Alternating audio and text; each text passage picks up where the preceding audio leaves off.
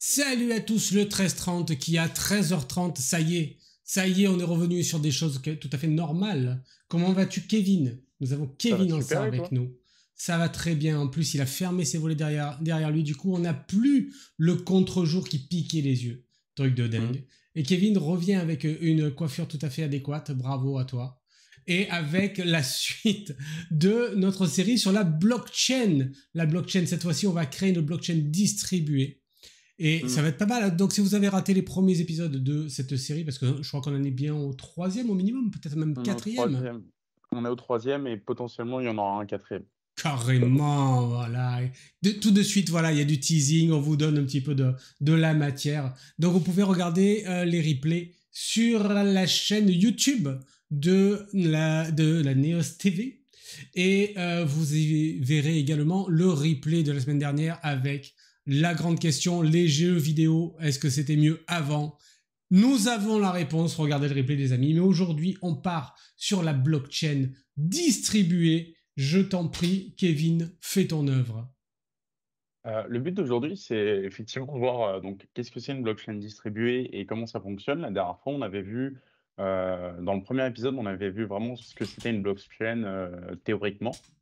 La dernière fois, on l'avait mis en local sur notre machine, mais où en fait on n'avait qu'un seul nœud, c'est-à-dire qu'on n'avait qu'un seul utilisateur. Le but, c'est que ça soit distribué. Donc, ce que je vous propose, c'est déjà de revoir ce que c'est une blockchain très rapidement, hein. C'est une manière de stocker des données comme une base de données, sauf que dans cette base de données, donc dans une blockchain, on va avoir trois impératifs qui sont indissociables, d'accord? Pour qu'on définisse et pour qu'on appelle quelque chose une blockchain, on doit avoir vraiment ces trois impératifs. La première chose, c'est que la donnée doit être pérenne, c'est-à-dire que dans le temps, elle ne doit pas bouger. C'est-à-dire que si je reviens dans 10 ans, je peux récupérer les données d'il y a 10 ans, d'accord? Mhm. Que j'ai upload dans ma blockchain il y a 10 ans. Le second point, c'est que ça doit être falsifiable. Le but, c'est que, en gros, heu, personne ne puisse mentir sur la blockchain et personne ne puisse se dire: «OK, là, je vais rajouter des données qui ne sont pas vraies ou je vais rajouter des données que moi j'ai falsifiées». Typiquement, si on prend un exemple très connu, aujourd'hui, on a Bitcoin qui fonctionne sur une blockchain. Donc, qu'est-ce que c'est? C'est qu'en fait, chaque opération de transaction, j'achète un bitcoin, je vends un bitcoin, je paye avec un bitcoin, ça va être enregistré dans la blockchain. D'accord? Le but, c'est que ça soit infalsifiable parce qu'on se doute que sinon, bah, on pourrait dire, bah, au lieu qu'un tel m'ait payé, par exemple, Steve m'ait payé en bitcoin l'équivalent de 10 euros, bah, je mets qu'il m'ait payé l'équivalent de 1 million d'euros ou quelque chose comme ça. Donc, le but, c'est vraiment que ça soit infalsifiable. Et la dernière, c'est que ça soit distribué. Qu'est-ce que c'est et c'est quoi le principe d'une architecture distribuée? On l'a vu la dernière fois, en fait, communément, quand on va utiliser par exemple une banque aujourd'hui, c'est ce qu'on appelle une architecture, un réseau en fait centralisé. On va avoir au centre en fait nos serveurs, donc là en l'occurrence un acteur qui peut être la banque dans notre exemple, et tous les clients de la banque vont être en fait des acteurs du réseau qui vont communiquer uniquement avec la banque. La banque détient toutes les informations et renvoie toutes les informations. Le problème, c'est que du coup, si je veux faire une transaction, je suis obligé de passer par ma banque. Mhm. Aujourd'hui, quand vous faites un virement, c'est obligatoirement par votre banque, d'accord? Et le deuxième problème, c'est que, étant donné que c'est un seul acteur qui possède toutes les données et l'ensemble des utilisateurs n'ont pas de vision dessus, ils vont pas pouvoir en fait aller vérifier s'il n'y a pas des choses qui sont falsifiées, notamment tout ce qui est extorsion d'argent ou des choses comme ça qui peuvent ne pas se voir étant donné qu'on n'a pas forcément accès au compte d'autres personnes. D'accord? Mhm. Le but d'un réseau distribué, c'est qu'en fait, chacun des acteurs possède l'ensemble des données que tous les acteurs ont mis en place.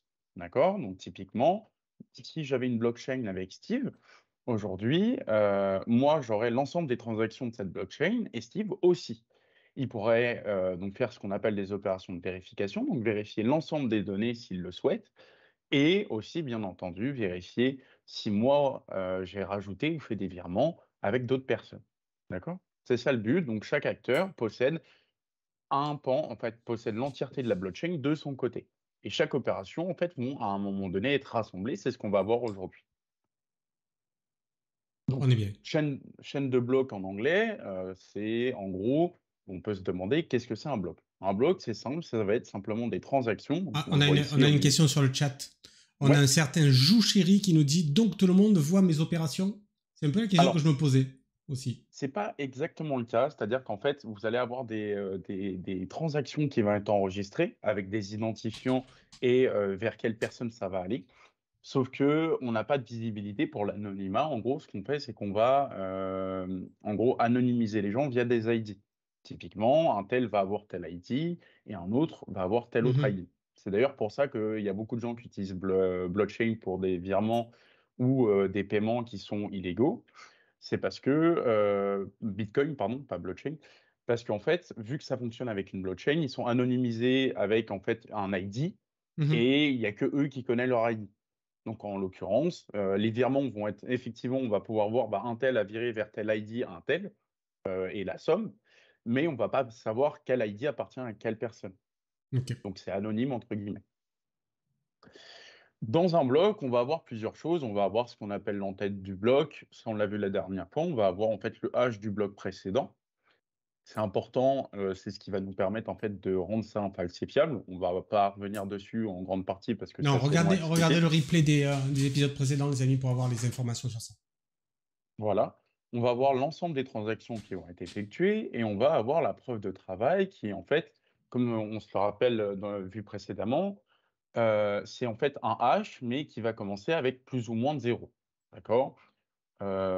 Plus il va commencer en fait, le but, ça va être de dire: «Bah, voilà, moi, j'ai un hash de mon bloc». Ce hash, il est par exemple, c'est une suite de chiffres et de lettres, hein, et moi, je vais vouloir que ce hash-là commence par, je sais pas, 10 zéros, 20 zéros, 40 zéros, peu importe le nombre de zéros qu'on veut.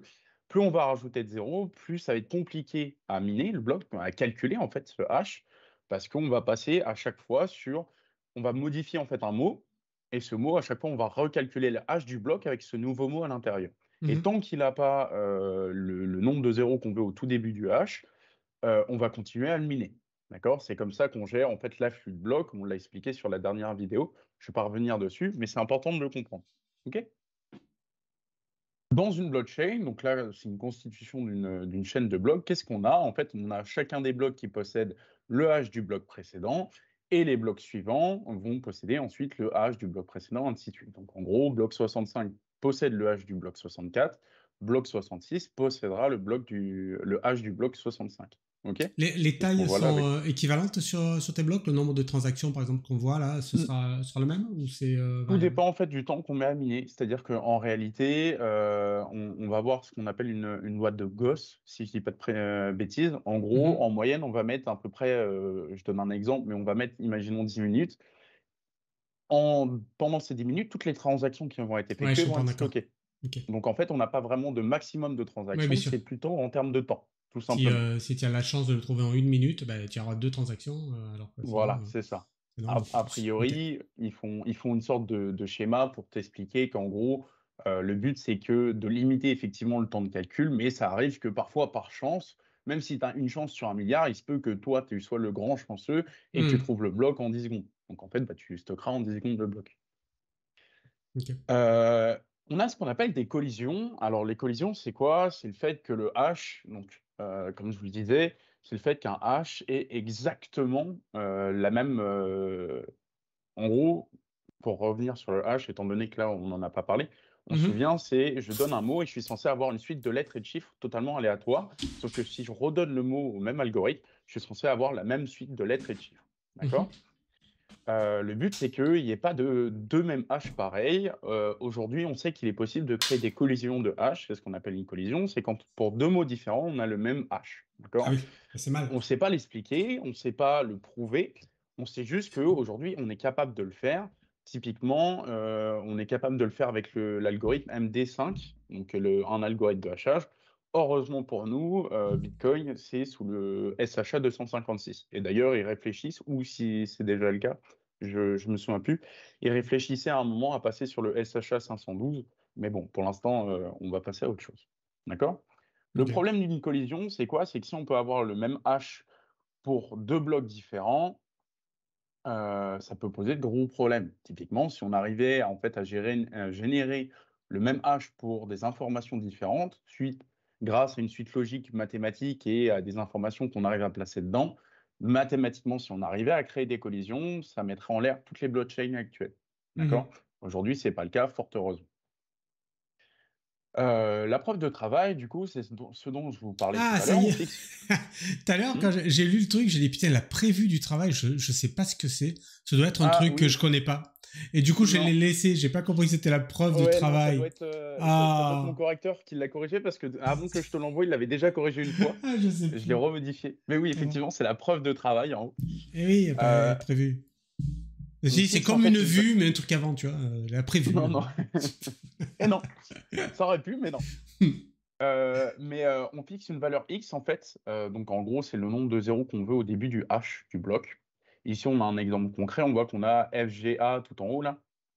Ça, c'est le hash du bloc précédent. Et nous, dans notre exemple, on va vouloir avoir 4 zéros au départ. D'accord? Donc en fait, comme on fait, on va avoir en fait le hash du bloc précédent, la liste des transactions dedans, l'eurodatage et ce qu'on appelle la preuve de travail. Donc en gros, souvent c'est un int qu'on incrémente ou c'est un mot random qu'on change.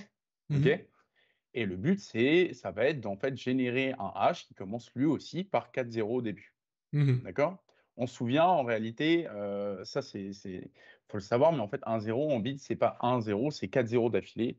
Donc en réalité, là, on n'a pas 4 zéros au début, on a 4 fois 4 zéros au début. OK? Tout à fait. Voilà, tant que le hash, nous on a ce qui s'appelle en fait un hash, c'est une valeur, numérique, OK? C'est ce qu'ils appellent avoir une valeur inférieure parce que plus on met de zéros, plus le hash est petit en termes de numéros, si tu Mhm. préfères. Donc eux, quand ils vont parler de ça sur leur documentation officielle, ils disent, ce qu'on veut, c'est une taille minimum. En réalité, c'est on veut tant de zéros au début. Mhm. Voilà, Ok. c'est comme ça que ça se traduit. À quoi ça sert? Ça sert à miner en fait, ça sert aux gens à miner des blocs. C'est-à-dire que, étant donné que c'est distribué, pour calculer un bloc suivant, comme je vous l'ai dit, tous les utilisateurs peuvent le faire. OK? Aujourd'hui, la preuve de travail, ça a plusieurs inconvénients. Quand on va miner un bloc, ça prend du temps, d'accord? Si on Mhm. minait avec un PC, personnel, avec un tout petit PC, ça prendrait, pardon, des milliers d'années. Donc autrement dit, c'est pas viable. C'est pour ça qu'aujourd'hui, on a des centres de minage. Là, on a un exemple à l'écran. La photo, c'est vraiment des cartes graphiques, en fait, assemblées et qui vont essayer de miner un bloc le plus rapidement possible. C'est pas Il y des en avait bières, hein, les mecs. beaucoup. Calmez-vous. Hein. C'est pas un Eh oui, frigo c'est pas géant des avec des bières bières. dedans. C'est pas ça. Je l'ai précisé parce que j'y ai pensé. Donc, c'est vrai que c'est important de le dire qu'effectivement, là, en fait, c'est de la puissance de calcul qui met à disposition pour essayer de calculer un bloc. Et c'est à cause de ces Bon, gens-là que les cartes graphiques sont super chères. Donc détestez-les. exactement. Détestez-les avec moi. Exactement. C'est grâce à ça qu'on peut miner un bloc. C'est aussi à cause de ça que les cartes graphiques sont extrêmement chères. Et c'est aussi à cause de ça qu'on a des gros problématiques par rapport au blockchain. C'est-à-dire que pour miner un bloc aujourd'hui, ça coûte très cher Mhm. en électricité. Ça coûte aussi très cher aux utilisateurs pour le miner.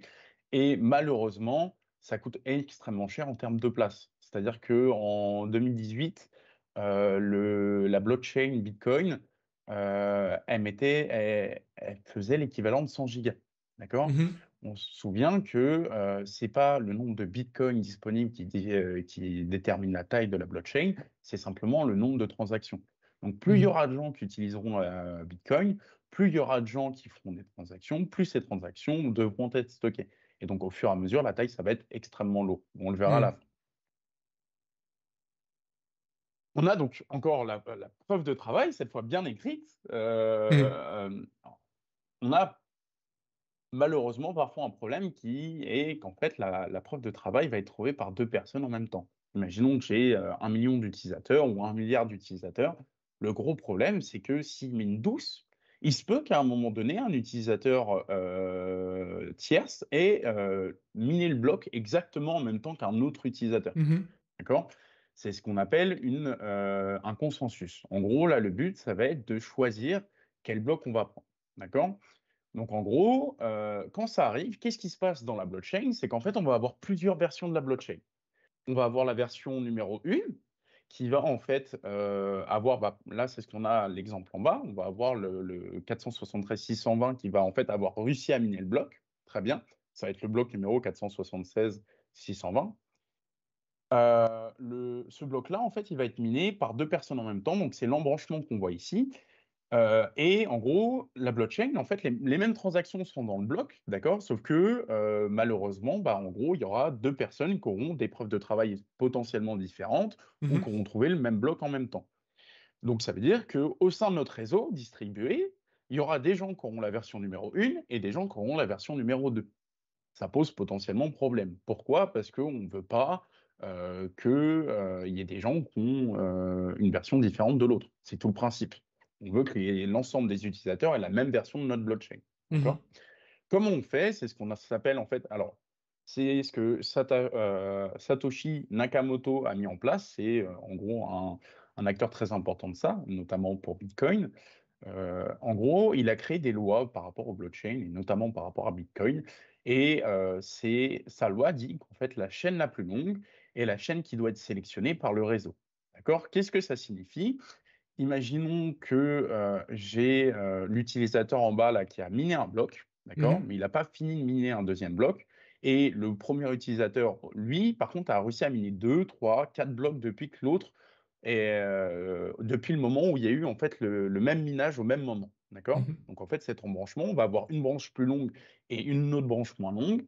C'est ce qu'on appelle un consensus. En fait, on va dire: «OK, nous, on prend la blockchain la plus longue». Donc là, en l'occurrence, on prendra l'embranchement du dessus, étant donné qu'il Mhm. a miné un bloc de plus que celui d'en dessous. D'accord? C'est grâce à ça que la distribution, enfin la blockchain distribuée fonctionne, l'architecture distribuée fonctionne. C'est grâce à ces consensus-là, et c'est ça qu'on va essayer de mettre en place aujourd'hui dans le code qu'on verra. Ok. D'accord? Un bloc est considéré comme stable. Alors, du coup, on peut se dire, mais attends, c'est bizarre parce que ma transaction, si on prend une version par rapport à une autre, peut-être on perd des transactions. Ou peut-être ma transaction va au final être décalée d'un bloc, ou peut-être que ma transaction va être perdue. Comment on considère que un bloc est stable? Donc, un bloc est considéré comme stable quand on dit qu'il est totalement périn et qu'on est sûr qu'il ne soit pas rechangé. D'accord? Il faut bien comprendre que miner un bloc en même temps, c'est pratiquement impossible. Ça peut arriver parfois, étant donné qu'on a plein d'acteurs sur la blockchain, mais c'est rare. D'accord? Donc, avoir plusieurs blocs minés en même temps sur une même blockchain, Mhm. c'est pratiquement impossible. Aujourd'hui, il y a un chiffre qui a été mis en place. On considère qu'un bloc est totalement sécurisé. On appelle ça une confirmation de bloc Mhm. quand on a 6 blocs, mis en place, sur la blockchain par rapport à notre bloc. Typiquement, ici, le bloc en vert, on voit que derrière, il y a 6 blocs, d'accord? Le bloc en vert est considéré comme périn, il est considéré comme stable. On appelle ça une confirmation, c'est-à-dire que lui, il a 6 confirmations, 6 blocs qui le suivent après et c'est l'équivalent à peu près d'une heure parce qu'on estime à peu près le minage d'un bloc à 10 minutes aujourd'hui. OK? Mhm. Sur le chat, on nous dit que sur Polygon, c'est très fréquent. J'imagine qu'on parle des blocs qui sont minés au même moment. Mmh, c'est ça. Alors effectivement, aujourd'hui, il y a des blockchains qui fonctionnent plus ou moins bien et il y a aussi des blockchains qui gèrent de manière différente pardon, le cas des consensus, d'accord? Là, je vous ai pris le cas du consensus de Bitcoin, Mhm. parce que, c'est celui qui est souvent le plus utilisé. Il faut savoir qu'il y a d'autres consensus qui existent. On ne va pas rentrer dans les détails aujourd'hui, mais, Mhm. il y a d'autres manières de faire. En l'occurrence, celui qui fonctionne le mieux, en tout cas celui qui est considéré comme le plus stable, c'est celui de dire: «Bah, si ma blockchain est plus longue d'un côté par rapport à un utilisateur 1, par rapport à un utilisateur 2, on va prendre l'utilisateur 1, tout simplement. Parce Ok. que ça veut dire qu'il a plus miné et qu'on perdrait des informations dans l'autre. La confirmation, donc, c'est de dire, effectivement, à partir du moment où j'ai 6 confirmations, donc 6 blocs qui vont suivre mon bloc de minage à moi, mon bloc où il y a mes informations de transaction, je suis sûr qu'il soit totalement sécurisé. En réalité, on peut considérer qu'à partir du moment où il y a 2 confirmations, donc à partir du moment où notre bloc est en deuxième position, c'est pratiquement déjà assuré qu'on soit peinard. D'accord? C'est Mhm. pratiquement sûr, c'est admis par tous, donc c'est pour ça que les transactions se font sans s'il y avait en fait vraiment ce problème-là de collision tout le temps, les utilisateurs ne pourraient pas être sereins sur le fait de se dire: «Attention, est-ce que, un tel ou un tel, va perdre ses transactions?» et cetera et cetera. Aujourd'hui, c'est pratiquement pas le cas. Ça peut Ok. arriver, mais en fait, la transaction va se retrouver dans le bloc d'après et ainsi de suite. Voilà, tout simplement. Heu, alors les limites de la blockchain, je reviens dessus parce que c'est quand même important, c'est que plus on va avoir une preuve de travail compliquée à calculer, plus on va avoir des soucis. Comme je l'ai évoqué tout à l'heure, déjà on est totalement dépendant du nombre de mineurs qu'on va avoir. Mhm. Si sur mon bloc, j'ai qu'un seul mineur, là, dans mon exemple, mon local, je vais avoir qu'un seul mineur, qui est mon PC. Déjà, je peux pas avoir une preuve de travail très grosse. Mais au-delà de ça, je vais être totalement dépendant de mon réseau. Si j'ai pas d'utilisateurs dans mon réseau, je vais avoir de gros problèmes à ce que ma blockchain soit pérenne, parce qu'au final, elle sera pas distribuée. Donc tous les acteurs ne pourront pas vérifier. Si j'ai qu'un seul Mhm. acteur, au final, je fais foi parmi toutes les transactions. Le second problème, on l'a évoqué, c'est l'électricité. Aujourd'hui, il y a de plus en plus de green IT qui sont mis en place et la blockchain, c'est vraiment un gouffre énergétique, qui est en train d'être revu et on essaye de le repenser pour soit dépenser moins Mhm. d'électricité, soit trouver un moyen, de calculer les blocs plus vite ou moins, ou avoir moins besoin de calculer les blocs. Au lieu que ça soit toutes les 10 minutes, par exemple, ça pourrait être toutes les heures, toutes les 2 heures, tous les jours. Mhm. Voilà. Le problème de ça, c'est que plus on allonge la durée de calcul d'un bloc, plus on peut avoir des informations qui sautent. C'est-à-dire que typiquement, je fais un virement à un tel, ça va être dans mon bloc qui va être miné dans la soirée. Imaginons que mes blocs soient minés tous les soirs à 18 h, Mhm. mais il y a un petit malin qui s'amuse à effacer l'information. Si le bloc n'a pas été miné, du coup, je n'ai pas de visibilité sur cette information-là. Mhm. Donc, c'est pas souhaitable. Au-delà de ça, on a aussi un autre problème, c'est encore une fois la place. La blockchain, plus on va stocker des informations, étant donné qu'on l'a depuis le début, plus cette information va prendre de la place. Si on est à 100 gigas en 2018, aujourd'hui, on doit être à bien plus, étant donné qu'il y a de plus en plus de gens qui font des transactions en Bitcoin, et plus il y en aura, plus ça va consommer de la place, même en mémoire, je veux dire. Mhm. À un moment donné, on va arriver à un point où, en fait, on va se poser la question, et c'est déjà le cas, hein, est-ce qu'on va découper notre blockchain, c'est-à-dire qu'on va prendre qu'à partir d'un bloc tous les X blocs. Oui. Typiquement, j'ai 1 million de blocs, bah, je vais prendre qu'à partir des 100 derniers milliers de blocs. Le problème de ça, c'est, bah, du coup, quelqu'un d'assez malin pourrait essayer de, encore une fois, falsifier la blockchain, et cetera, et cetera. On va s'arrêter là pour l'instant sur ce qui est de la théorie et je vous propose de passer à la pratique. Ok, on veut bien. Attention, changement d'écran, truc de dingue. Ça y est, on y est. OK. Donc dans le dernier épisode, je vais pas repasser sur, tout ce qui a été fait dans le dernier épisode. En gros, par rapport au dernier épisode où on avait en fait créé une blockchain très classique, c'est-à-dire qu'on pouvait en fait créer un bloc, on pouvait ajouter des transactions et bien entendu miner un bloc au moment où c'était nécessaire. D'accord? Donc le but, c'était simplement on avait 3 endpoints, un pour miner mon bloc, donc déclencher le minage, un pour ajouter des transactions pour mon futur bloc miné et un, pour récupérer l'ensemble de ma blockchain. D'accord? Aujourd'hui, on va essayer de mettre en place, avec différents acteurs, donc différents nœuds. Imaginons que j'ai 2 utilisateurs. Là, en l'occurrence, comment ça va être fait ça? En fait, je vais créer, ce qu'on appelle des nœuds, via les ports de ma machine. C'est-à-dire que j'aurai ma blockchain lancée sur le port 5000 et sur le 5001. D'accord? Mhm. J'ai rajouté 2 méthodes. La première qui me permet d'enregistrer un nœud, donc en fait, ajouter un nouvel utilisateur à ma blockchain. Comment ça se passe? Beh, je vais simplement ajouter en fait son URL. D'accord? Et l'URL de mes utilisateurs vont au fur et à mesure grossir. Donc je vais simplement aller dire: «OK, je prends cette URL-là et je vais dire que ça devient un acteur de ma blockchain». D'accord? C'est simplement ça, la méthode register node. OK? Ok. Et je vais avoir la méthode la plus importante qui est resolve conflict, qui va me permettre de faire ce consensus dont je vous parlais tout à l'heure. Donc qu'est-ce que ça va être? En fait, je vais aller donc récupérer mes nœuds, d'accord? Et dans Mhm. chacun des nœuds, je vais aller en fait vérifier la taille de ma blockchain par rapport à la taille de ma blockchain de base, par rapport à mon utilisateur 1, d'accord? Mon utilisateur 1, il va avoir, typiquement sa longueur maximum, en fait, qui est égale à la longueur de ma blockchain, OK? Et ce que je vais faire, c'est que je vais aller, en fait, vérifier lequel de mes utilisateurs a la plus longue chaîne, tout simplement. Donc en gros, là, c'est très facile à mettre en place étant donné que c'est en local. C'est pour ça que je dis que potentiellement, il y aura un prochain épisode où là, on essaiera de faire ça avec du Hyperledger ou des choses comme ça pour vraiment faire une vraie blockchain. Mhm. Mais pour le coup, là, c'est en local, donc en fait, je parcours juste mes nœuds et je vais prendre mon nœud le plus grand et je vais lui dire: «Bah, à partir de maintenant, c'est ce nœud-là, enfin cette blockchain-là qui est pris en compte», tout simplement. Ok. D'accord? En gros, je vais simplement dire: «Bah, tiens, si là, ma blockchain, elle fait, 6 de long et l'autre, elle fait 4 de long, bah, je vais prendre celle de 6 de long et je vais me rebaser sur celle de 6 de long pour l'ensemble de mes nœuds, donc l'ensemble de mes acteurs». OK? Mhm. Donc comment ça se traduit? Je vais le lancer avec hop, il faut que je baisse, voilà. Je vais le lancer ici, donc je vais simplement lancer mon application Python. Vas-y, en Hop, Python. ouais, c'est du Python. La blockchain est faite en Python, c'est plus simple, tout simplement. Donc ici, on voit que c'est lancé sur le port 5000 et je vais lancer un second acteur, donc un second terminal de manière très classique, cette fois en lui précisant le port avec le -P 5001 et je vais aller lui préciser que là, en l'occurrence, il se lance sur le port 5001. Donc là, on voit que mes 2 acteurs sont lancés. Comment ça se traduit quand je vais utiliser mon Postman? Alors hop, ici, comment ça va se traduire? Bah, très simple, la dernière fois, si on se souvient bien, je pouvais faire ce qu'on appelle miner un bloc. Donc Mhm. si je mine un bloc, on voit que en fait, mon bloc a été miné, il a le previous hash et il a, la liste des transactions. Donc en fait, j'ai mis une transaction par défaut qui est de montant 1 et sender 0. Sender 0, c'est, la blockchain en elle-même.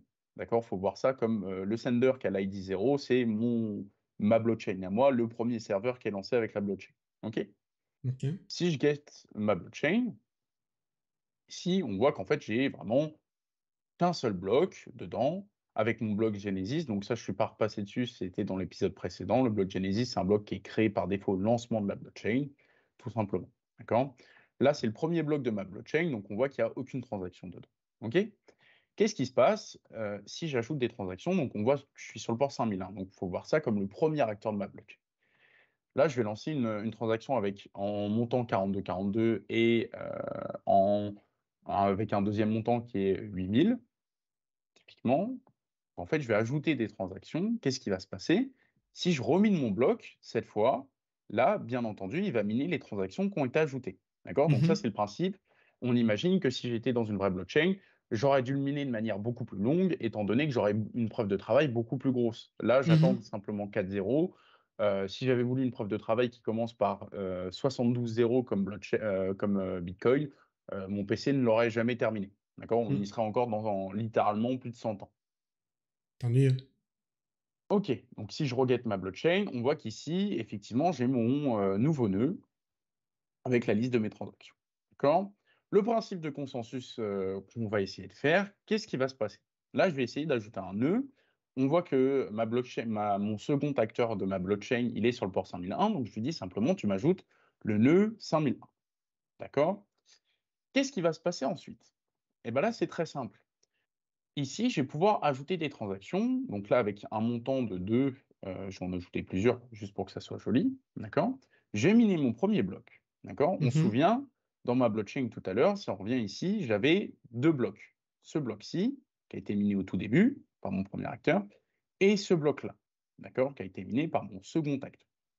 Et ben ici, c'est pareil, en fait, je vais miner mon premier bloc, et je vais ajouter une nouvelle transaction, donc là, avec le montant 33, très bien. Je vais l'ajouter et encore une fois, je vais reminer le bloc, donc là, je serai équivalent en termes de taille. D'accord? Les 2 ont 2 blocs minés. Donc là, si je fais un consensus, il ne saura pas lequel prendre et donc on aura en fait cet état où, étant donné que les 2 ont la même taille de bloc, je vais en fait avoir les 2 versions sur mes 2 acteurs. D'accord? Il faut comprendre Mhm. que si j'avais des centaines d'acteurs, il y aurait une partie des acteurs qui aurait la première version et la seconde partie des acteurs qui aurait la seconde version. Qu'est-ce qui se passe si, cette fois, hop, ici on va passer à 444, je remine encore un bloc, donc là je passe à Mhm. 3 blocs comparé à 2. Hop, qu'est-ce qui va se passer? Bah, je vais pouvoir déclencher mon consensus de mon nœud, donc avec le endpoint not resolve. Et là, je vais lui dire, OK, là, cette fois, tu vas aller me vérifier lequel nœud, en fait, lequel acteur a la plus longue blockchain. Et là, qu'est-ce qu'on voit? On voit qu'il a détecté qu'effectivement, c'était mon acteur numéro 2, donc celui qui était sur le port 5001. Je ne l'ai pas Mhm. précisé, mais il était bien sur le port 5001. On voit qu'ici, il s'est dit, OK, très bien, bah, effectivement, l'acteur là qui a la plus longue blockchain, c'est l'acteur 5001. Et on se souvient, en montant, j'avais mis 2, ensuite j'avais mis 33, et enfin j'avais mis 444. D'accord? Qu'est-ce que ça signifie, ça? Ça signifie que mon consensus, il s'est basé sur ma nouvelle blockchain, donc en fait mes nouveaux blocs, avec contenant ces transactions-là. Si je get ma chaîne, hop, ici, on voit que je n'ai plus les informations 442 ou des choses comme ça que j'avais tout à l'heure. D'accord? J'ai vraiment uniquement les opérations de mon bloc à moi, de mon acteur numéro 2, et donc l'acteur numéro 1 perd ses transactions. Pourquoi? Parce que là, en l'occurrence, mes transactions, étant donné que c'est en local, encore une fois, mes transactions ne dépendent que de ma machine. d'accord? Mhm. Et c'est pas un serveur multi-client que j'ai fait. C'est simplement un serveur qui va avoir en fait 2 trucs lancés au même endroit, mais c'est pas vraiment un serveur et 2 clients qui se connectent. OK? C'est ça qu'on essaiera de faire la prochaine fois. C'est vraiment un vrai serveur avec 2 clients qui se connectent. Cette fois, on aura les mêmes transactions dedans. Là, c'était la limite. Pour notre exemple de consensus, en fait, je ne peux pas récupérer les transactions du bloc, enfin de mon acteur numéro 1, étant donné que l'acteur numéro 2 n'y a pas accès. On se souvient, c'est la même application qui est lancée, simplement. OK? Mhm. Qu'est-ce que ça signifie? Ça signifie qu'ici, en gros, j'ai fait mon consensus en disant, bah, OK, très bien, là, la blockchain sur laquelle tu dois te passer, c'est la blockchain qui a la plus longue liste de transactions, en fait, la plus longue liste de blocs. Mais ça m'empêche que si je mine un nouveau bloc sur ma blockchain, ici, avec l'acteur numéro 1, hein, imaginons, mon acteur numéro 2 arrête de miner pour X ou Y raison, si je get ma chaîne, on verra qu'effectivement, j'ai toujours mon 2, mon 33, mon 4 et mon 8000 que je viens de miner, donc avec la transaction qu'on a faite ici, hein. Pourquoi? Parce Mhm. qu'en fait, il s'est simplement rebasé sur la nouvelle blockchain. Donc, c'est vraiment la loi qui dit, bah, tu te bases sur la blockchain la plus longue, tout Ouais. simplement. Très bien. C'est à peu près bon pour moi. Bah, écoute, Est-ce moi qu'il y a je des... suis très satisfait que ce soit bon pour toi parce que nous arrivons exactement à la fin de ce 13h30 puis c'est le 14h01. On a une question. Qu'advient-il des transactions en réalité sur BTC, en réalité avec des guillemets autour? Alors, en réalité, les transactions, elles sont jamais réellement perdues, étant donné que c'est distribué et que là, pour le coup, ça fonctionne vraiment en termes de serveur client. C'est-à-dire qu'en fait, tous les clients sont des serveurs et tous les serveurs sont des clients potentiels. En Mhm. fait, les transactions, elles vont pas être perdues, elles vont être simplement décalées d'un bloc à un autre. Typiquement, je mets 10 minutes pour, calculer un bloc et la transaction où, Steve me vire 1 000 000 d'euros, elle est dans le bloc numéro 10, d'accord? Pour moi. Mais j'ai un acteur qui mine en, 9 minutes et 58 secondes, d'accord? Qu'est-ce qui va se passer? Bah, en fait, dans son bloc, imaginons que Steve m'a fait le virement à 9 minutes 59 secondes, bah, qu'est-ce qui va se passer? Il va pas se retrouver dans ce bloc-là. Il va se trouver dans le bloc qui suit. Et c'est pour ça que le consensus permet de ne pas perdre d'informations, mais simplement de se baser sur la plus longue. Parce que du coup, toi qui, imaginons, as miné le bloc à 9 minutes 58, tu n'auras pas la transaction que tu m'as faite à 10 minutes pile. D'accord? Mhm.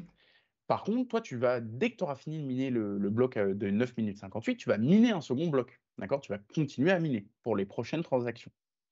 Et donc, toutes ces transactions qui vont être ajoutées dans le laps de temps où tu vas miner, eh bien, il y aura forcément la nôtre. Donc, en fait, c'est simplement, il faut bien comprendre que les transactions ne sont jamais perdues, elles sont simplement décalées d'un bloc à un Mhm. autre au fur et à mesure. Et en fonction du consensus qui a été mis en place. C'est-à-dire que si vous avez de la chance, votre transaction reste sur le bloc de départ. Si vous n'avez pas de chance, elle est simplement décalée d'un bloc, voire de 2 blocs dans le pire des cas. Mais votre transaction sera toujours là. C'est simplement pour ça si on revient sur la slide d'avant, c'est pour ça qu'on appelle ça une confirmation. Une fois qu'on est sûr d'avoir un bloc stable, on est sûr que notre transaction est totalement stable, tout simplement. OK? Ok. Le chat en la personne de Debnock te dit super merci. Vous serez heureux d'apprendre que la semaine prochaine, nous aurons avec nous David Rousset de chez Microsoft qui nous parlera de votre application Teams sur mobile. Tadada! Donc il a fait un point sur ce sujet-là et il va venir nous en parler dans le 13h30 mercredi 11 octobre. Merci beaucoup Kevin, c'était super. Et donc nous aurons Merci à toi. un autre épisode de cette Ouais, série de blockchain bientôt. On va voir ça ensuite. Salut à tous les amis, à bientôt à la semaine salut, prochaine. à bientôt.